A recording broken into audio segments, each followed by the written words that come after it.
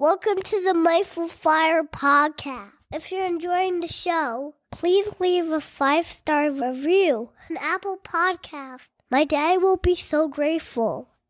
See you next time on the Mindful Fire podcast.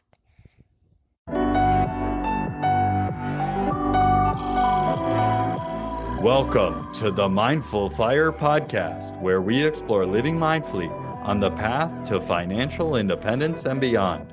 I'm your host, Adam Cuello, and I'm so glad you're here. On today's episode, I'm joined by my new friend, Milena Regos. Milena Regos is the founder of the Unhustle movement. She is a rebel entrepreneur, an award-winning marketer, certified human potential coach, and a podcast host on a mission to inspire 100 million people from all over the world to ditch the hustle culture mentality and to begin a new way of living and working. She believes that when you focus on well-being, resilience, and purpose, you can tap into higher creativity, productivity, and optimal performance. Unhustle is a movement of people looking to switch our work culture from one of constantly feeling overworked, overwhelmed, and burnt out to one focused on purpose, alignment, values, and finding balance within our work and our lives. In this episode, Milena shares her story of building up her own digital marketing agency only to find herself overwhelmed, unfulfilled, and burnt out. She discusses how a 10-day trip to a fishing village in Mexico where she had no internet woke her up to this idea that she doesn't need to be working so hard to be successful. And it put her on this journey to create Unhustle. And Milena and I also discuss how she's gone about building a business around this idea of Unhustle that has allowed her to do work that's aligned with her passion and her purpose. That's allowed her to create a successful business through that work. You can find the show notes for this episode, which include all the links, resources, and books we mentioned at mindfulfire.org/26. I really enjoyed this conversation with Milena, exploring the idea of what it means to have an unhustle mindset, and I hope that you enjoy it as well. Let's jump into today's episode.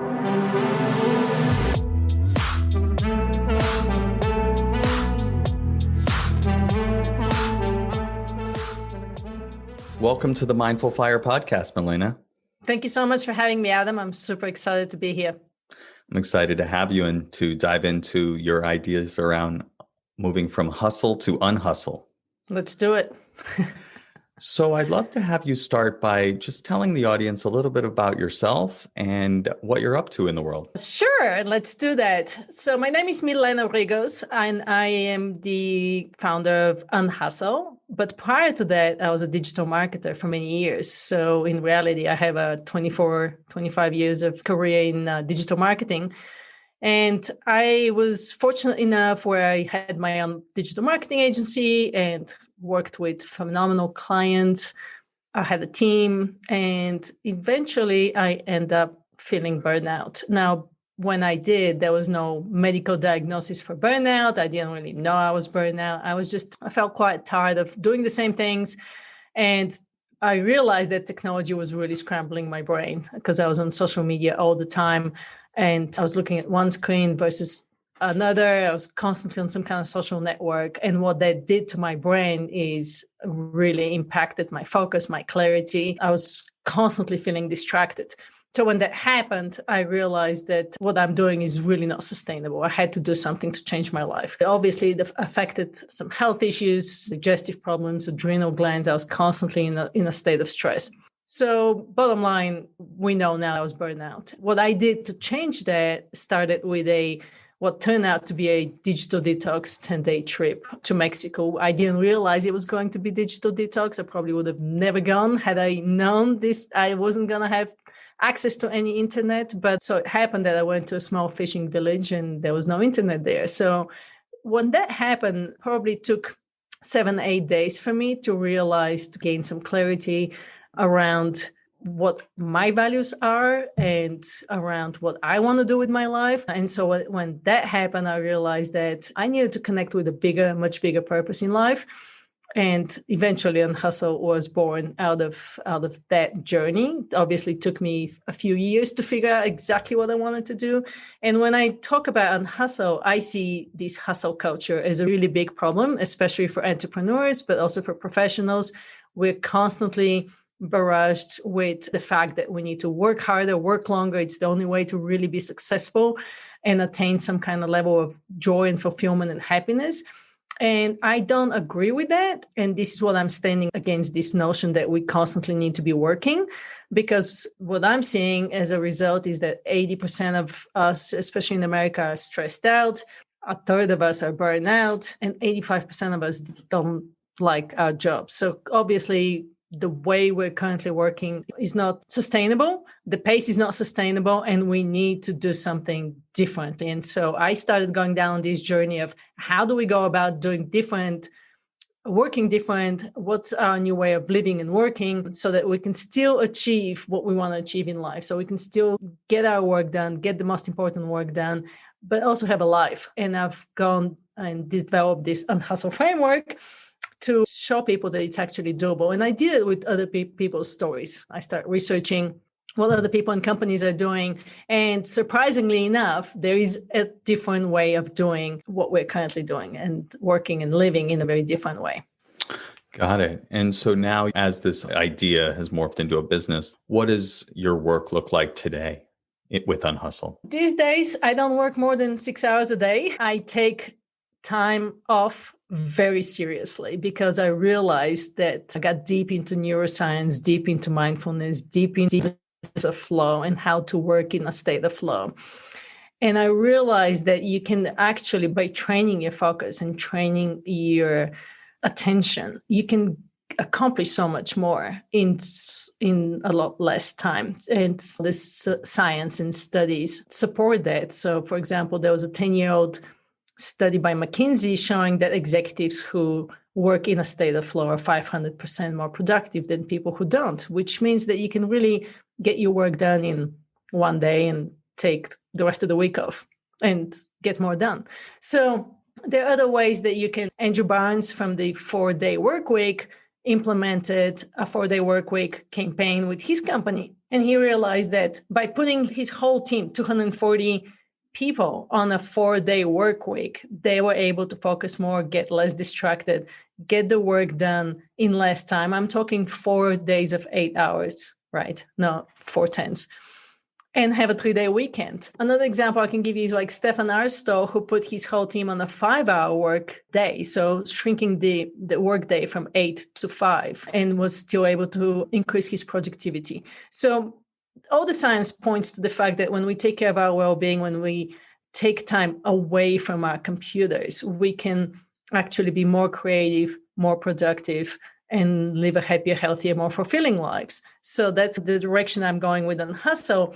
A lot of time when people hear Unhustle, they understand the part of slowing down, they understand the part of self-care, they understand the part of well-being. What they don't always necessarily understand is that connection to an optimal performance.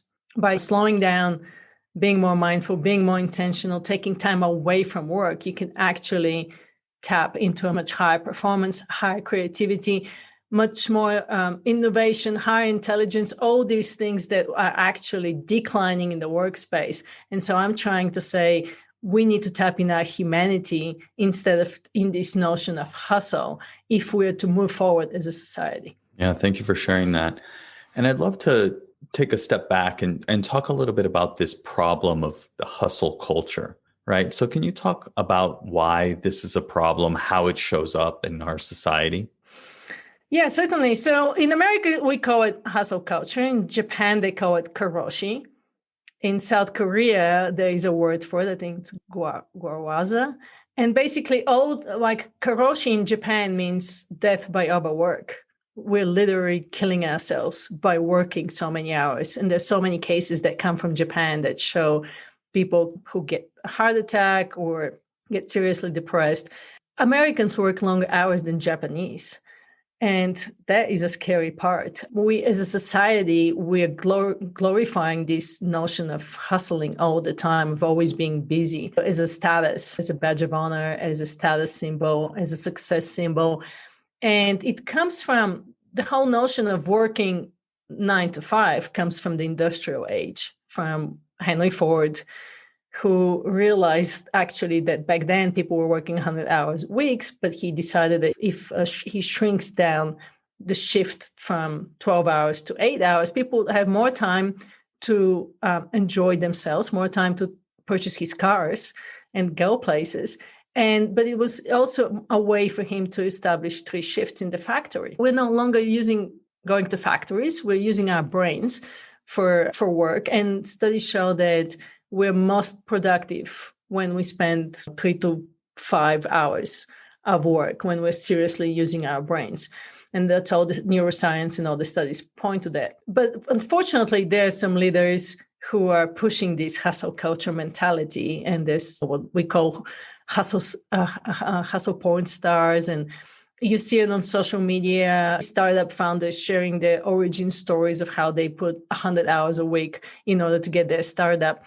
And it becomes this competitiveness with social media, with like fear of missing out, with what our egos tell us we should be doing. So it's partly cultural, partly societal, and partly human nature of being in this rat race, being in the grind, and constantly doing with absolutely no time for being, when everything points out that if you take more time being, you'll be happier, you can connect more with your inner peace, you can be more mindful, and you can focus on your well-being and have more brain power to do what you want to do. So all of this put together are fascinating to me. It's a very counterintuitive approach to the way we currently look at living and working. And I see it as the superpower of the 21st century, because especially with the pandemic right now that we're working from home, so many more people have really blurry lines between work and home. There's actually a study that showed that we work 3 extra hours every day. So it's really hard. It's really interesting to me. It's really hard for us to say, okay, that's enough, right? And close the computer and move on with your life. And so I'm inspiring people with sharing other people's stories and showing all the science and the studies that you can actually, again, be more creative, more productive if you take time off. So you can still have a life. You can still have focus on your experiences and relationships and build that 360-degree life, which actually makes you a lot more powerful when it comes to work as well. Yeah. And I'm curious as to, you mentioned the studies have shown that 85% of people hate their jobs. So why are people working so much? If they hate their job, why are they working so much? I think a lot of it is what you are talking about in your podcast, right? Financial independence, money, fear, basically. It comes down to fear of losing your job, fear of not making money, fear of shifting your career. And so we're constantly bombarded with competition, and we're afraid to take our vacations because we're going to get behind, because you're not going to be considered a team player, because somebody else can, get your job.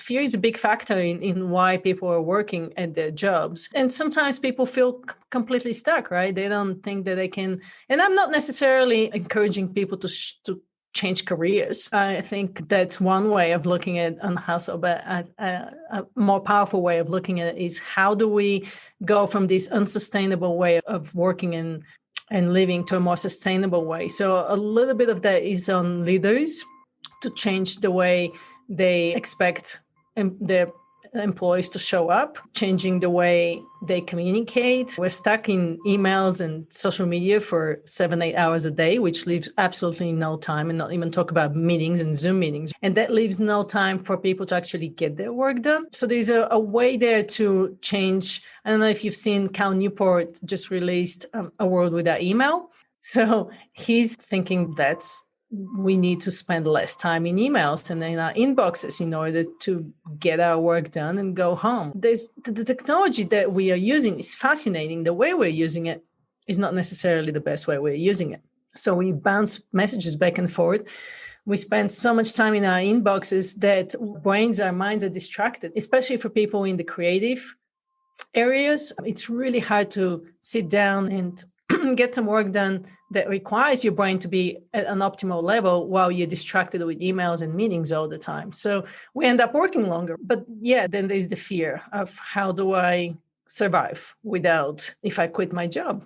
And currently there is so many opportunities for people to move around, and there's definitely a war for talent.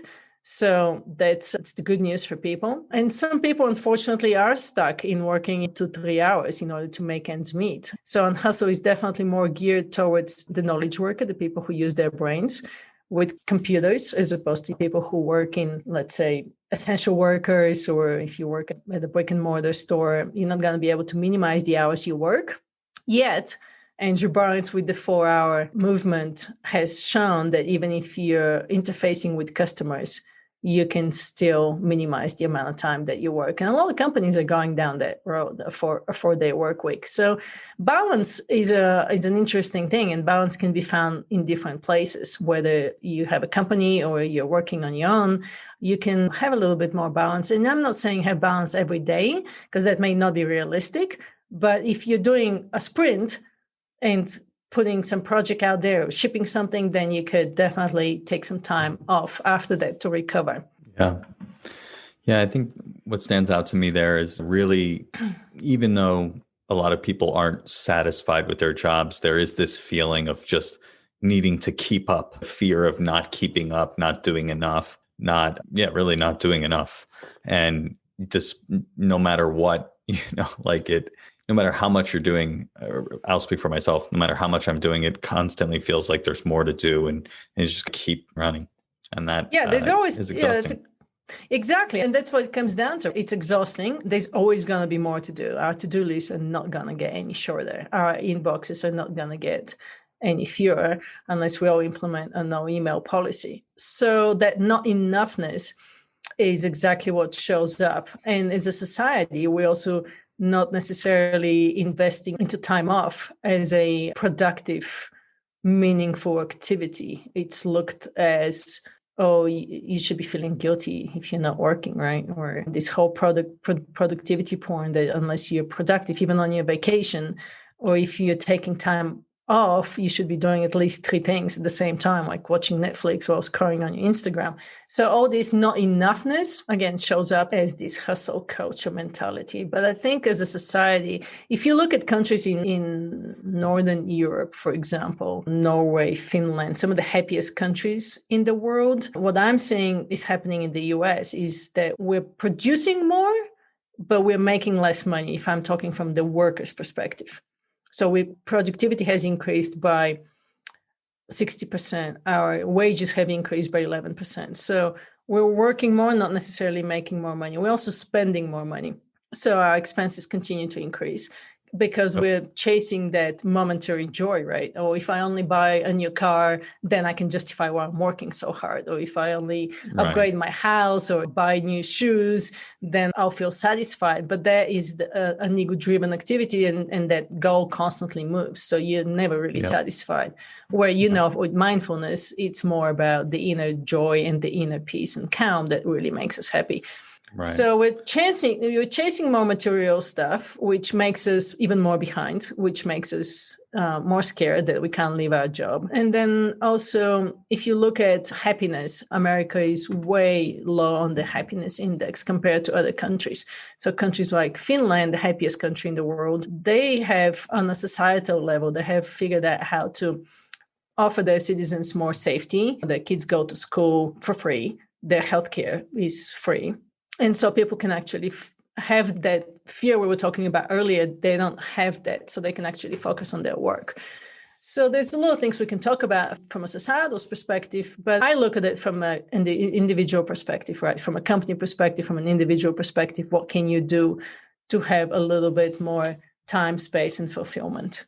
So we're all caught up in this hustle culture, rather, to some degree. What does burnout look like? You said when you were experiencing it, you didn't recognize it because it wasn't really a thing that people talked about then. But I think it's still challenging to actually realize, am I burnt out? Like, I'm asking myself from time to time, there's a lot going on. Is this burnout? So how would you say people can identify burnout within themselves? Yeah, that's a great question. So for me, what showed up is getting a little disinterested, a little like feeling like I'm losing my passion for my business. And I love marketing. I still really do. But when I was going through my phase of burnout, I started to resent my company. Or so you're probably resenting your work, or you start to feel very angry with like your colleagues. You start to get a little apathetic about really doing anything. So even like daily chores may seem like a big burden to do. You just can't get motivated. There could be some physical symptoms, whether that's from that chronic stress, because burnout is really chronic stress that you're not managing over a long period of time. So for me, that showed up as adrenal fatigue, it showed up as digestive issues. It showed up as not being able to sleep at night. It showed up as lack of focus and lack of motivation during the day to really get anything done. Everything becomes a struggle. And then you're trying to make up for it by spending more time on social media because you get these quick dopamine hits, or you're trying to focus on a project, but in reality, you're thinking about a vacation, right? Because you just need to give your body and your mind a break.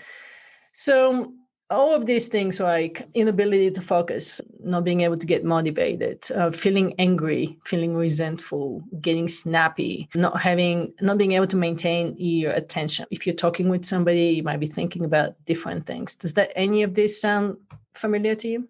Feeling tired all the time, feeling really tired all the time is a big one. Yeah, you're checking No a lot energy. of boxes. You're checking a lot of boxes. Yeah. And so the research shows that tired of us a burnout. I tend to think more of us a burnout because we just don't recognize it. And I think we become so automatically conditioned to do what we're doing every day. It's the wake up, work, sleep, repeat mode that we become so conditioned. We're in that program that we can't get ourselves out of that program. And it took me a couple of years to really realize that there's a different way of going through life and through my days.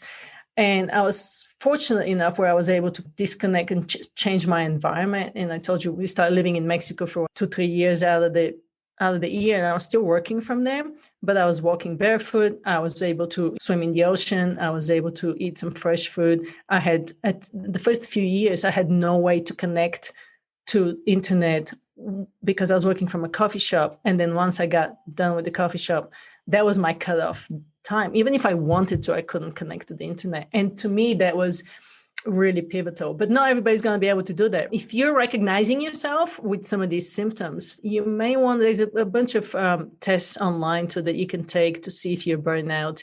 But if you are starting to see the symptoms, I think it's really critical for people to invest more time and energy into burnout prevention, as opposed to try to treat it after the fact, because it kills your brain, it kills your creativity, and you're not able to perform anymore at your job. So if you're afraid if that fear factor is motivating, then it's really critical to do everything you can to prevent burnout, because trust me, it's not fun getting back from it. Yes, and I don't believe in self-care practices as band-aid solutions. If you're thinking, oh, I'm burnt out, I'm going to take the weekend off and call it a solution, that's going to work for Monday. When Tuesday comes, you're probably going to be back into the same state. So it's more of a lifestyle choices that we need to commit to, like serious long-term solutions that we can talk about. But I look at it more as like your hot bath with salt is going to help for a day, but it's not sustainable unless you commit to doing that like on a very regular basis. Yeah, so let's switch gears and talk about the Unhustle philosophy. Can you tell us a little bit about what that looks like? Is it just about working less, or is there more mindsets and ways of being and thinking and acting that come along with it? Yeah, sure. I've been able to identify 7 pillars with the Unhustle movement that I believe are critical to being able to create a more sustainable life. The first one is what we talked with you so far. It's this unlearning. It's that mindset that hustle culture is not sustainable. If you want to perform at a higher level, you need to shift your mindset as to understanding that it's a marathon, it's not a sprint. Certainly you can do sprints, but then you need to recover. We need to take rest and recovery and playtime as a component to performing at a higher level versus as a subtracting from your work performance. The next one is unplugging. And I don't mean take a 10-day digital detox trip. I think that would be great if you're looking at like how to shift my perspective. Some people are taking a year off the internet, but just because some people are doing that, I don't see it as realistic for a lot. So by unplugging, even like my Unhustle morning rituals that I have as a program, even taking the mornings, taking the first 30 to 60 minutes of your day without looking at your phone. Super hard to do. 86% of us, it's the first thing we do is grab our phones when we wake up. But what that does is it immediately puts you into reactive state, right? So focusing on your most important work first thing in the morning, doing that monk morning so you can actually get your most important work done, and then checking your emails and social media and WhatsApp messages and Slack and all of that stuff is a really good little shift on a day-to-day basis.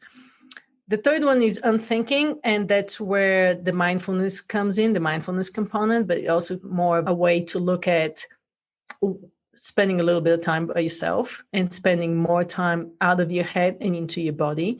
So that's where like mindfulness, meditation comes in, maybe spending a little bit of time outside in nature without your phone. That's where that brain coherence comes in, getting to a point where you can start regulate your stress level by getting into your heart. There's also the place where you get out of the living in the past, telling you the same stories, to believing that hustle culture is actually the way to success, and rewiring your brain to where you can actually get into a more powerful state, like states of joy, hope, gratitude, confidence, so you can actually go through your day from a completely different perspective. When you're stuck in that level of stress and overwhelm where actually 70% of people spend their time in, you can't have the clarity and the focus to get your work done. And then the next one is unbusying your day, so you can actually get out of the stuff that doesn't move the needle and focus on the things that actually create impact for your business. So let's say if you're doing sales calls, getting out of your emails and out of the social media and the distractions and really focusing on your sales calls. That's your job, right? But it's so hard for us to shift sometimes. We find distractions easier to deal with or we seek distractions because we don't want to do the work that actually matters. The unwinding component is taking care of your mind and body, eating well, sleeping, all of these things, self-care practices, being able to take care of your biggest asset, your health, so you can actually do the work that you want to do. And the final one is unleashing your human potential. And that's where a lot of the creativity, intelligence, being able to work in a state of flow, being able to shorten your work week comes in. But you can't get to that state until you do the lower level. So that's the pyramid that I've developed to get from a hustle mindset to the unhustle mindset. There's no point of me talking to somebody how to get into a state of flow if they're sleep deprived or if they're constantly in a state of stress. So until you get your mind to work and be able to tap into that mindful creativity, it's really hard to do anything else. Got it. Yeah, that makes a lot of sense. And so if somebody is feeling burnt out, they're starting to notice these symptoms, right? Apathy, lack of motivation, lack of energy, sense of stress. What would you say would be your advice to them to make a shift to move towards the unhustle mindset? Yeah, my advice is to start really slow and make small steps, because habits are really hard to change. And so what I did personally, and what worked for me is not necessarily going to work for you, but I look at the biology and the science behind it. And so to start shifting your habits, what I talked about earlier is like, how do you rewire your brain? What worked for me is like starting with certain rituals in the morning, which is the Unhustle morning practices that I have, which is I develop like the sunrise method. So it's sleep. Is critical. If you're sleep deprived, it's really hard to snap out of that state. And for that, going outside first thing in the morning to get some daylight on your face, that helps with like melatonin production in the evening so you can fall asleep easier. That's the S in sunrise. U stands for unplugging, again, starting your day without your phone and just getting a little bit more time for yourself in the morning, just to sit with yourself, to maybe have a cup of coffee, a cup of tea, and just to reflect on things, even if you don't have a meditation practice or mindfulness practice. It's just taking a little bit of time to just connect with yourself. That was a really big one for me. because I felt very disconnected from what I wanted to do, what my values are, from what makes me happy. And just take 5 minutes in the morning to just connect with yourself. Whether you do some deep breathing, you do a 1-minute meditation, whatever works. The N stands for time in nature. Nature can be really healing. There's forest medicine, forest bathing, that was created in Japan, again, based on science, how healing nature can be. So I spent a lot of time just wandering in the woods and connecting with nature. And when I say connecting with nature, that means engaging all of your senses and making it into a full sensory experience. Like you can't be listening to a podcast or an audiobook if you're in nature. You really want to walk slow and look around and use your ears and your eyes and even touchy-feely. And I know it sounds so woo-woo and hippie, but I'm not going to argue with science. Nature is a very powerful healer. The R in Sunrise stands for reading and writing. So if you want to get more into that creative space, there's a lot of written about expressive writing. So journaling is a way to heal. Even 4 days in 20 minutes can be very powerful. So if you're trying to process some old trauma, old emotion, old beliefs, just start journaling. And for reading, I like to just read for at least 1 page to get inspired, get some inspiration going on for the day. Puts me in a much, much better state to get into a state of flow from my workflow. I stands for intention. So that's a really critical one with burnout. Having clear goals and having some immediate feedback can be very powerful, even if you have a team and you want your people to be more responsive, more clear on what you're asking of them. Clear goals is very critical. And then in terms of intentions, I try to set mine the night before, but I visit them in the morning. So 3 to 9 intentions for the day. I'm pretty good with 2 to 3 in terms of like big goals for each day, and try to be as specific as possible.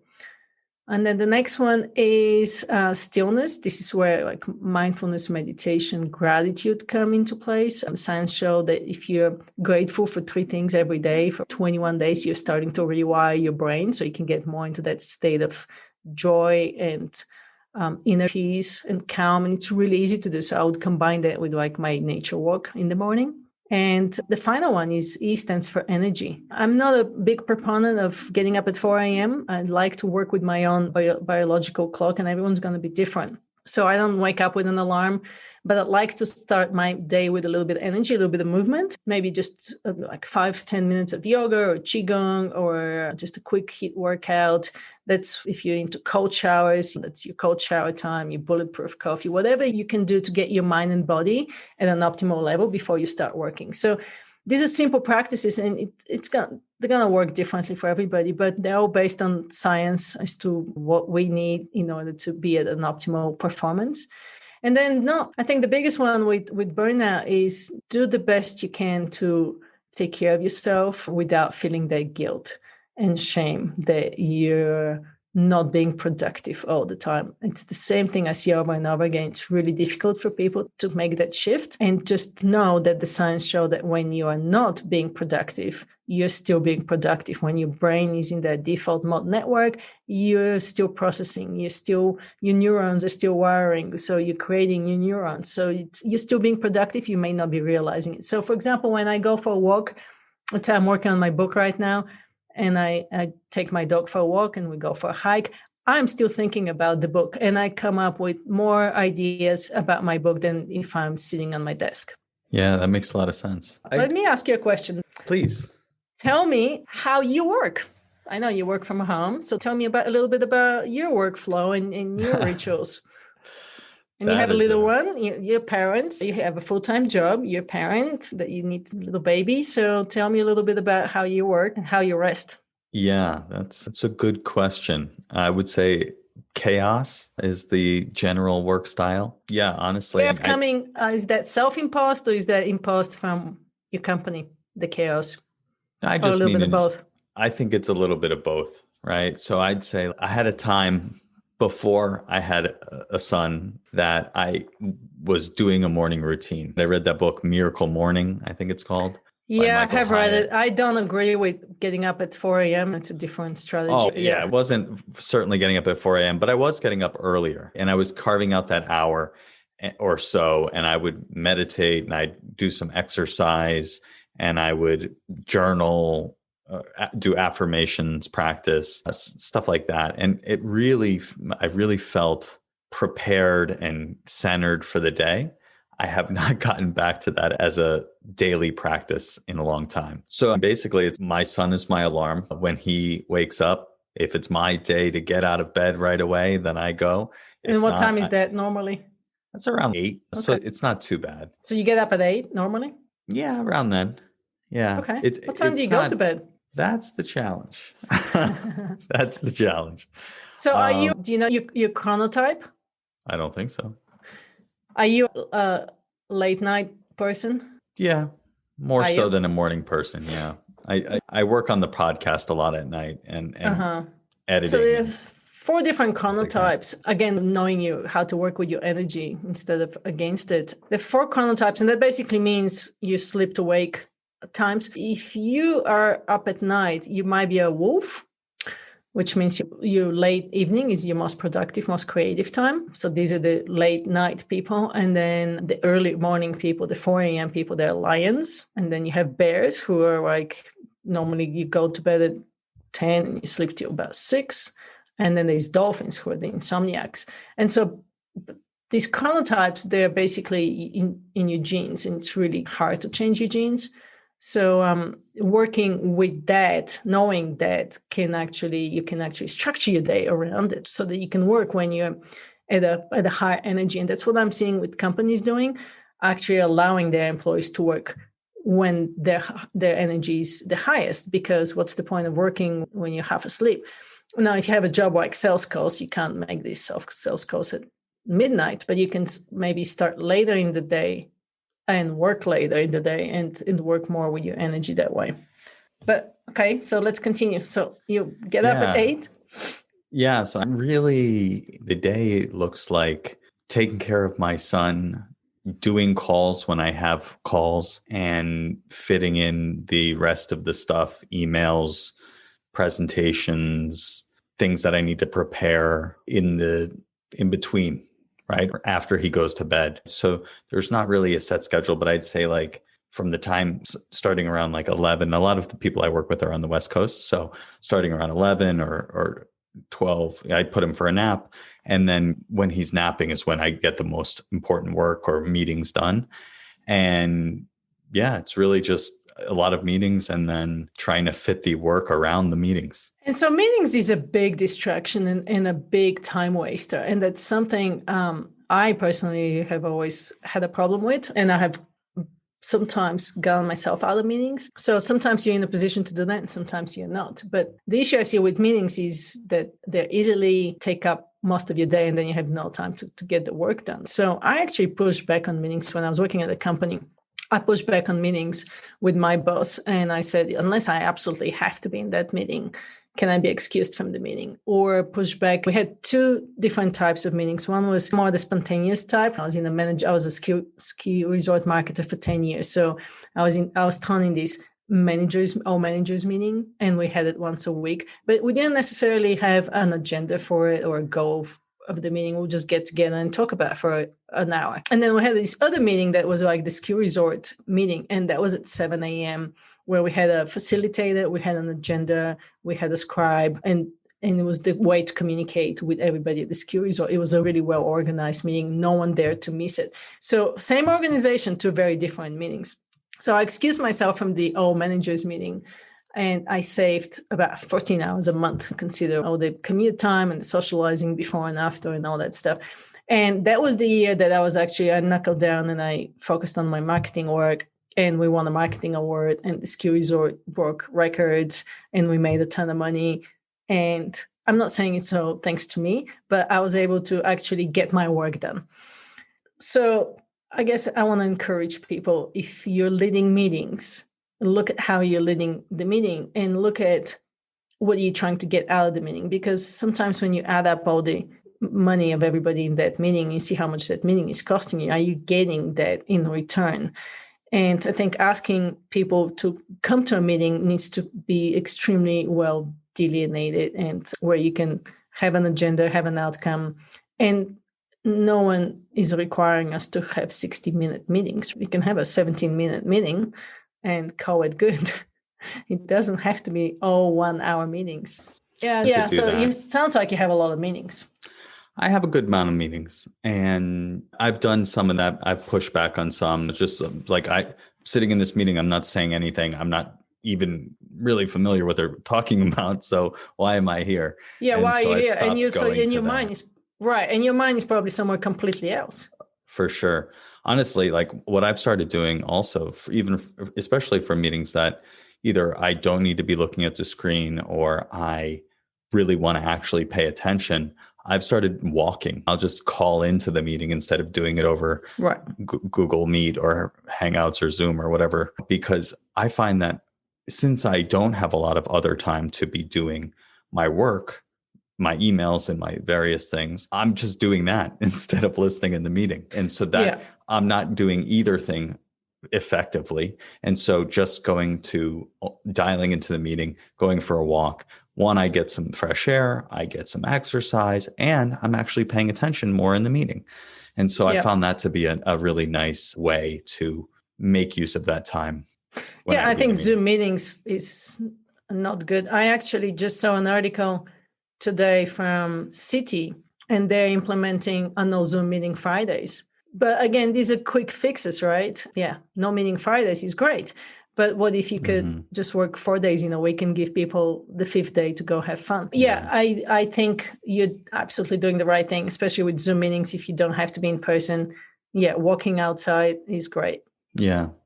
Yeah, I think with this whole thing, right? Like the pandemic has shown me that I can work less and get the same amount done just because I don't have all the time to work. I'm not dropping my son off at daycare, or I'm not handing him off to a nanny.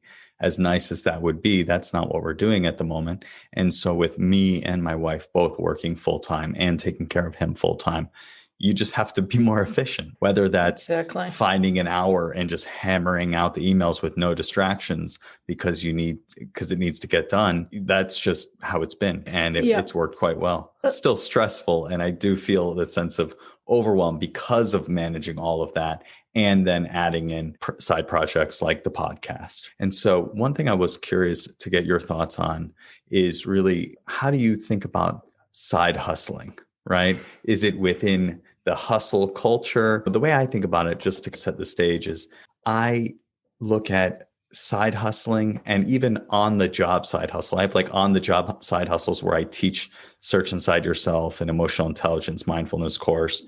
I lead meditations, and that gives me the sense of purpose and fulfillment at work. And then I do the podcast as well, which of course also gives me that alignment and purpose. But that's a lot of work that I'm adding to my plate. And so how does that all fit into your philosophy of the Unhustle mindset? I'm not a big proponent of side hustles, to be honest with you, because normally we start a side hustle based on some kind of passion and project or hobby or something that we're really drawn to because of what we like to do, because of what we find joy in. And then we end up turning that side hustle into a side business, which takes over our lives. And now we have no time and no joy because now you've turned it into work. And as fun as it is, now you're minimizing your joy and you're minimizing your time off. So when I started my digital marketing agency, I started it as a side hustle while I had a full-time job.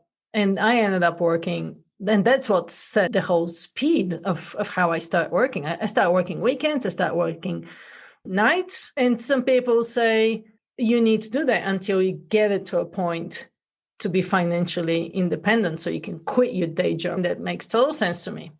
But what are you doing in the meantime to take care of yourself, to have fun, to play? What are you doing in the meantime? So it's not, if you're going to do that, I think you need to have a very clear deadline of what are you willing to, for how long?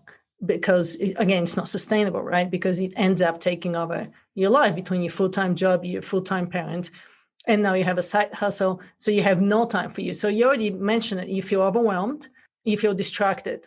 You already have a side hustle with Google. So again, I'm not a big proponent of it. I can understand it from a financial reasons. I'm more of a proponent of save some money and then take the plunge and commit to it full time and have a clear plan of of how you're going to make money fairly fast than trying to juggle a parent and a relationship and a full-time job and a side hustle. So that's how I feel about it. Obviously, grit and passion and purpose are prerequisites for getting into a state of flow. So following what you're passionate about, I think it's very important, being aligned with what makes you happy. But I guess the question I would have for you with the podcast is, what's the goal of how is it going to make money? Are you trying to monetize this podcast, or are you just trying to fill your time with sharing stories, or is there and then go to this, like trying to monetize it and break away from your full-time job? And do you have a clear path, and maybe taking a little bit of time to think about that path and how you're going to monetize it, instead of just doing the interviews, which I think the interviews are great. You're connecting with more people, you're building your network. I think all of this is great, but what's the ultimate goal with it? And how are you, and I guess the way to look at it, so you're not really hustling, how is it different from what everybody else is doing? Yeah, it all makes sense. But at the same time, this gives me that sense of flow, right? Like I stay up late editing because I'm like enthralled in the conversation that I'm listening to, and I'm like cleaning it up and making it really say what I wanted to say and all of that. And then getting it out there and getting some good feedback. As we talked, sometimes it feels like I'm putting it out in the void, but I do get good feedback. And so that all is very fulfilling.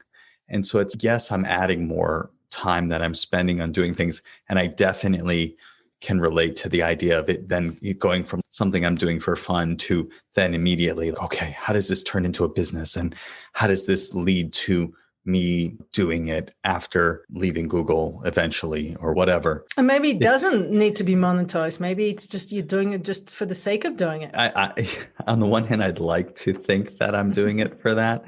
But on the other hand, I do love to make money. But the thing is that I'm really exploring this as, what do I actually care about? What would I want to be spending my time doing when I'm not working for Google because I've reached financial independence? I don't know where I was going with that. I'm trying to bring it back to like, how does Unhustle fit with financial independence, retire early movement? Because I'm thinking that if I don't need to worry about money, then I can invest my time and energy in projects that I want to work on. And I can do it in an unhustled way where I'm not stressing to grow super fast, or because I need investors to be happy, or because I need to put food on the table. I'm doing it because I am interested and curious and connecting with people. Like, how do you think about that balance of where Unhustle fits in with the FIRE movement? Great question. For one, I'm not planning on retiring anytime soon. I think living your life with purpose includes doing some kind of work that contributes to society. And by any means, I'm not rich and I'm not financially independent. I do have a husband who has a full-time job, and that's great. When I started Unhustle, I was very stressed out to, okay, how do we make money? How does Unhustle make money? And to be honest with you, I finally had to switch my whole perspective around it, because Unhustle, I'm doing it from such a place of purpose and contributing to society. I ended up focusing on just that, contributing to society and what I do to connect and be curious. And I get messages every day from people saying the world needs this message so much. So I actually focused on the process and not the final outcome. And when I did that, money started to flow in. It was really interesting. Before, I was really focused on, okay, now I got to make money with this because I really need to quickly refill the income I was bringing back with the digital marketing. And right. It was really putting me in a place of like scarcity and overwhelm and stress and fear again. And once I switched my mind around, which isn't easy, but it's doable, switched my mind around to say, okay, I'm going to find joy in this process with your passion project. Find joy in the actual process into what you're doing, and not be so focused on the actual making money part, then money is going to actually flow. The early retirement movement, I feel like I'm living it because of the way I've designed my life, but I still have a work component in my life. And I do believe that also the people from the early retirement movement will tell you the same, that, yeah, you can structure your life to where you don't need to work all the time, but you still work is a healthy component of living, whether you volunteer or you do work. So in a way, I feel like I'm living it, but I don't necessarily promote that. I think I'll continue to work until very late in my life because I like it and because I enjoy seeing the light bulbs going up in people's heads when we talk about things. And I enjoy the connection. I enjoy connecting with like-minded people. So I'm building the Unhustle community right now to let people participate in a very organic way and start building this tribe. That's what we wanted to do from day one, actually, with Unhustle. Finally getting around to it. It's been a couple of years. Yeah, I think that I relate completely to this idea that FIRE is not about reaching financial independence, retiring, and then never doing any work again. One of my podcasts with a friend of mine who's a mural artist who went through a similar burnout situation. And she's, wait a second, so you want to retire so that you can be an entrepreneur? I'm like, yeah, that's what I want to do. But from a place of creating and being creative and curious and connecting. And I'm all about creating opportunity through connection. And so being in full alignment with that and not doing it for 40 hours a week necessarily, and perhaps making money, maybe even enough money to cover my expenses would be nice. The idea being that once I've reached financial independence, all of that is just a nice to have. It's not a necessity. And so that's very much the way I'm thinking about it. No, you're definitely on the right track there. We can talk about this study that shows that what's the optimal amount of money to be making, right, for optimal fulfillment. And since it was done about 20 years ago, I added like cost of inflation. So let's say it's rounded up $100,000 a year, right? There is a huge component of managing your expenses. Totally.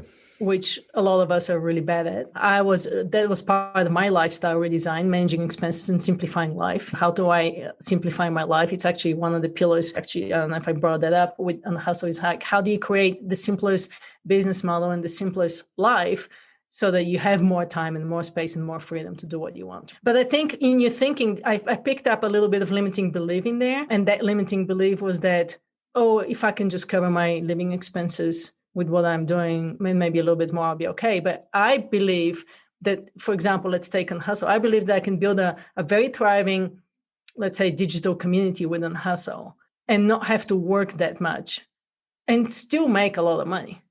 Do you think that's doable? Because a lot of people are doing it right now. Absolutely.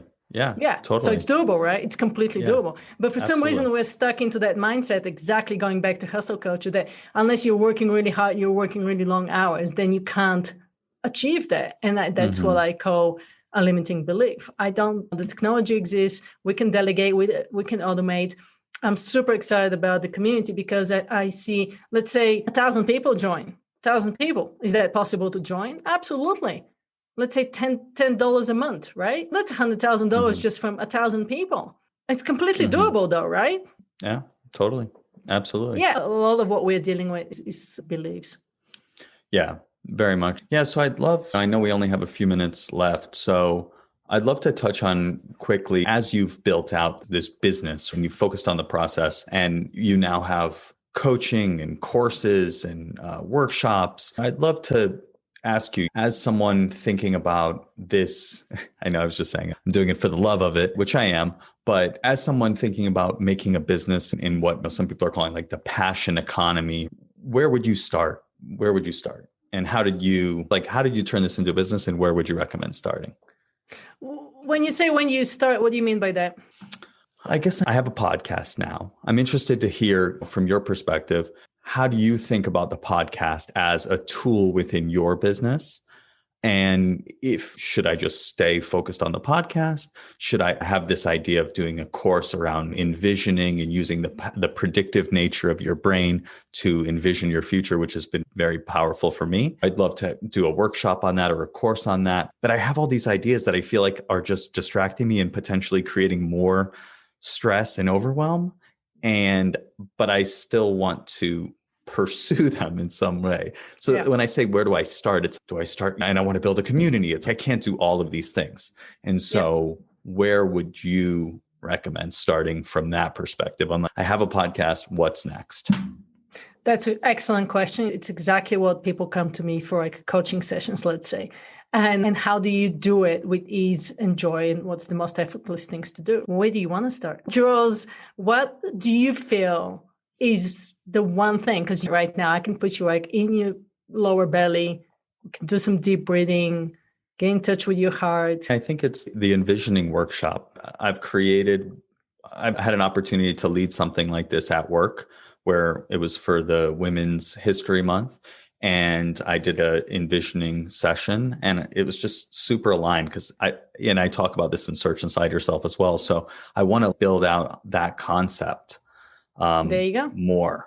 So you already know the answer. Most of us already know the answer, but we lack that clarity because we're bombarded with so many shiny objects. And like I start talking about a community and you start thinking, maybe I should be building a community. Yeah. Or like I have a course and maybe I should build a course. But no, this is exactly the point of Unhustle. Do what you're passionate about.